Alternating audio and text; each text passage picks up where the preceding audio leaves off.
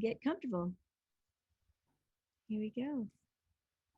Well, we should get comfortable since today we're going to be talking about sex and biology.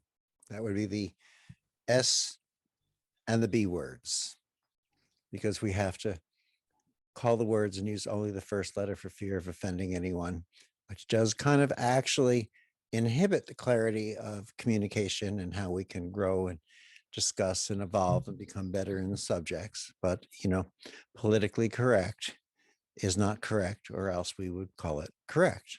Politically correct is, well, politically correct. And every time we place an adjective in front of the word correct, we get a modified version of correct, modified away from correct. What am I looking at in back of me? Oh, this. Hold on 1 second. I have decided that that would have been a distraction throughout this whole thing, so I moved it. And I feel better. I hope you do. It's an interesting topic. Biology, sex, communication. And I really didn't, how can I say this? I really didn't look at it from the way of stringing this together in a start here and go there and move over there, and this is the direction we're going. Instead, I let my thoughts run freely, which is, well, sort of something maybe a lot of us do during sex, which isn't a bad thing, is it? Sometimes we just leave the minds. So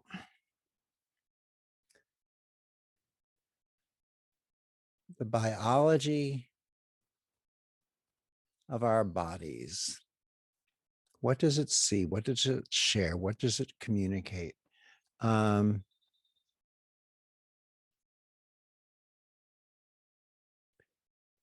Let's think about this for a moment.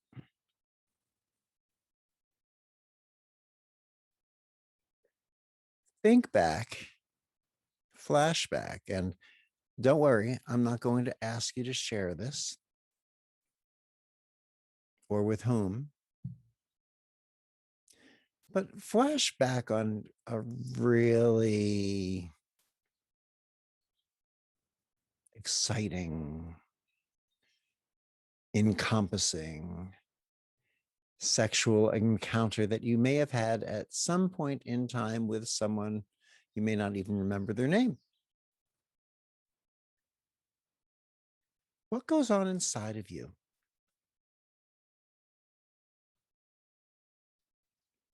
When you're having thoughts during sex, communicating inside of you, listening to yourself. Who are you talking to? Are you talking to you? Are you talking to them?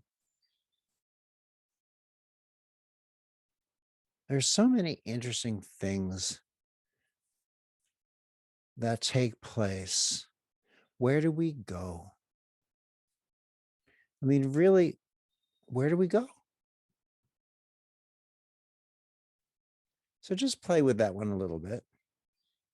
I certainly wouldn't say, think back on your most sexually stimulating, encompassing encounter, because hopefully you can't remember just one, or you haven't categorized them because they're different. So let's move off of that for a minute. Let's go on to birds. No, not the birds and the bees so much. That's a conversation for you and your parents, so that your parents can definitely humiliate you out of good intention. Well, I'm so glad that I've got two things up on my screen. I'm so glad that one of my pictures in my screen includes Barbara, because Barbara always laughs at my favorite, which is our shared most inappropriate times for everyone else, but we're great with it. Birds disseminate seeds across continents, you know? It's, you know, there's not just human biology, there's biology of the planet. And what's the purpose of birds? In some ways, they pick up a seed somewhere, they fly it to another part of the globe, they let the earth and all of Mother Nature know that we are one. There's a communication that's going on, right? There's a communication. Biology of the earth. Um, Mushrooms or tree roots are in communication with one another. You know, they're interesting stories. I just read an article where we're saying, well, tree roots in communication with one another, the language isn't always one of love. Sometimes one kills the other. Well, whatever it is, the point is there's a communication and there's a natural design. And in the community, it doesn't have to be recognized as love to be seen as love. You know, maybe the trees that are the healthiest, we know that they support each other. Maybe sometimes they realize that some trees are so not healthy at that moment that they end up taking away from the ones who need it. For us to place human intention into whether or not some tree roots feed others and some tree roots start over is a little, well, I believe the word's anthropomorphic, is it not? Um, it's kind of like, you know, assigning meanings to when animals look at you a certain thing and we decide what they're thinking, or deciding whether we just, you know, dress them up in little Santa Claus outfits in December and hope that they're not terribly humiliated. And if they aren't fully humiliated, then we can tell them about the birds and the bees. That should do it. Um, Many of us remember those stories. I don't. I do remember, however, telling my twin brother and sisters, I mean, they were twins, 2.5 years younger than me. When they asked about sex, I told them about sex. And then my parents decided that they quickly needed to come down to make sure that I conveyed the story properly. Um, and that makes sense to me now. At the time, I thought I did it just fine. I probably did. There was a wonderful special that Jillian and I watched recently, and you can catch this on, I don't know which channel it's on penguins. Penguins.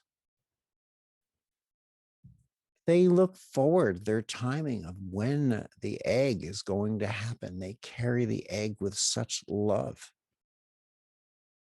They watch it, they protect it, they share in the partnering. If something happens to the egg, there's a sadness that is shared by both parents and by the community.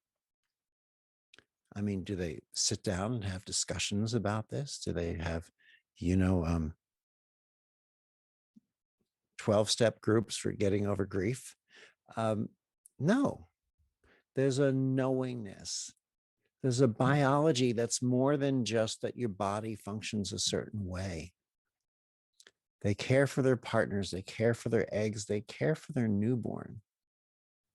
There's a lot that goes on. This is communication. But how is